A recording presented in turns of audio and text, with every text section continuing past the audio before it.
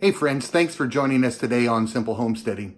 Now, several months ago, we promised that we would teach you how to make clarified butter, or it's also known as ghee, G-H-E-E. You can get it at the store. Some of the stores like Aldi's are fairly inexpensive. The problem that we have found with the ghee at Aldi's, or the clarified butter, is it's not very good. And if you're gonna get it at like Trader Joe's or someplace else, it's gonna be somewhat expensive. Well, you can make quite a bit of ghee or clarified butter out of just one package of 1 pound of butter. And so today, it's not difficult, but today we're gonna show you, or I should say, my wife is going to show you how she makes clarified butter. Okay, to do clarified butter, I use 1 pound of unsalted butter. You simply just take it out of the package, put all 4 sticks in your pan, and start melting it.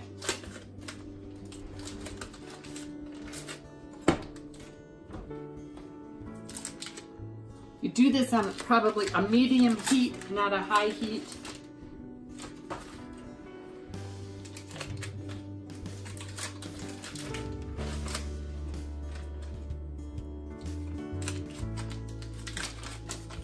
But the first thing you gotta do is just put it in your pan and get it melting. I put it like on medium heat.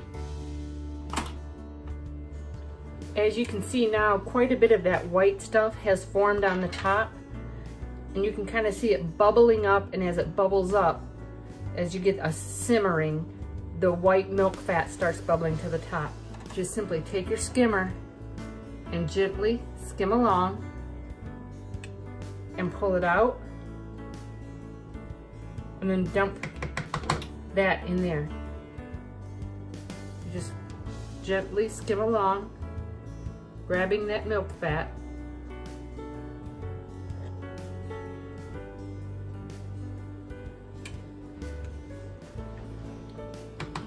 and dumping it out.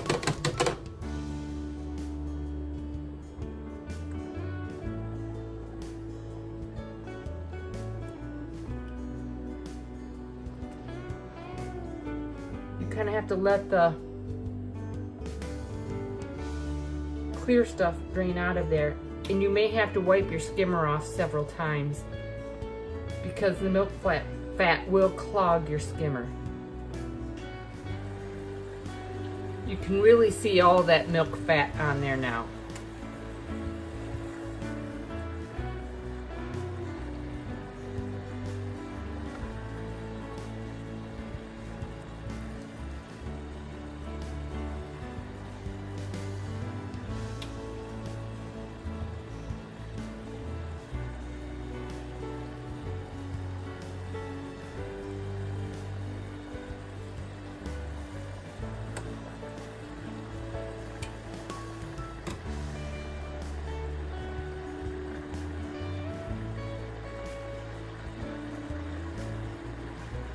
I'm actually going to take and run this through with hot water just to get the milk fat off there so I can continue to do this.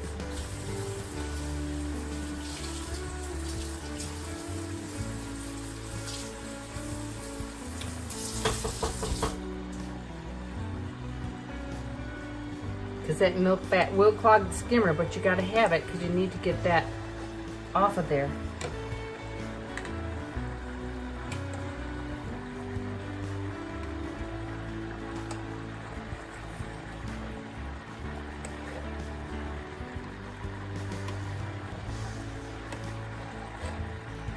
It kind of looks like foam. When it's really built up, you just have a bunch of foam there, is what it looks like.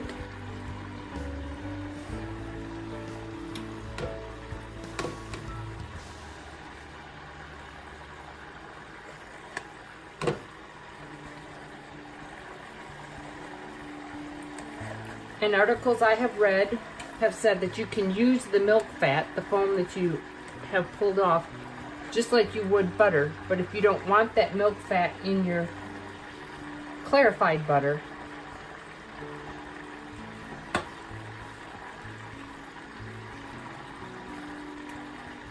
you just use your clarified butter. Smells like popcorn.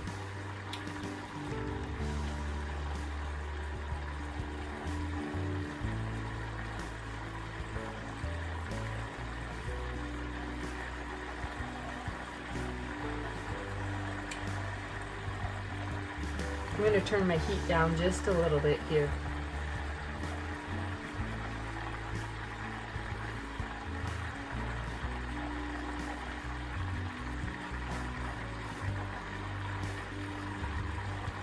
I'm turning it down just to a simmer because my burner is hot enough that it'll keep it hot enough that it'll keep pulling up whatever milk fat is in there still.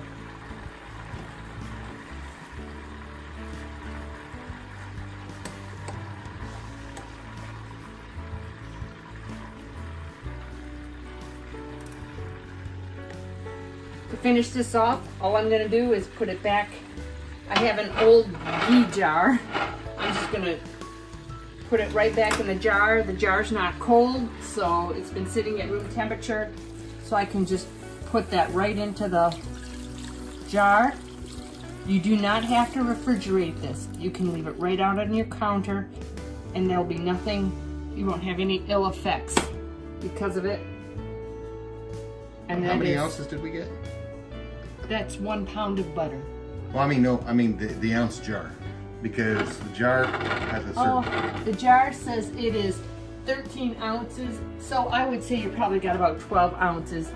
You do end up with a little bit of the butter, clarified butter left in there, but there's absolutely no way you can do this without getting some of that in there.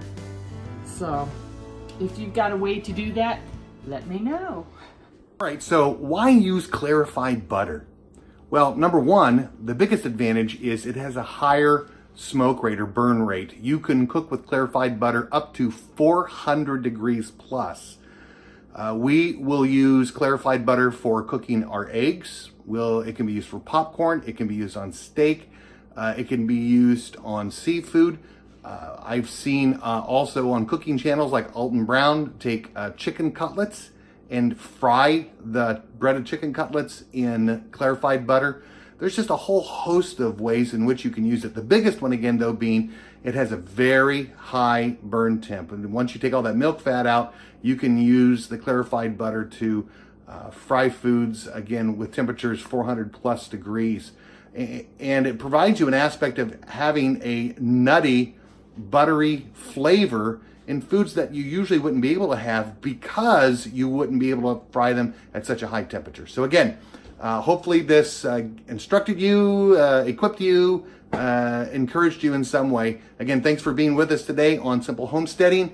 Remember, if you haven't done so already, subscribe, hit the bell button to be notified when we put out another video, and smash that like button. We would certainly appreciate it. You guys have a great day. Thanks.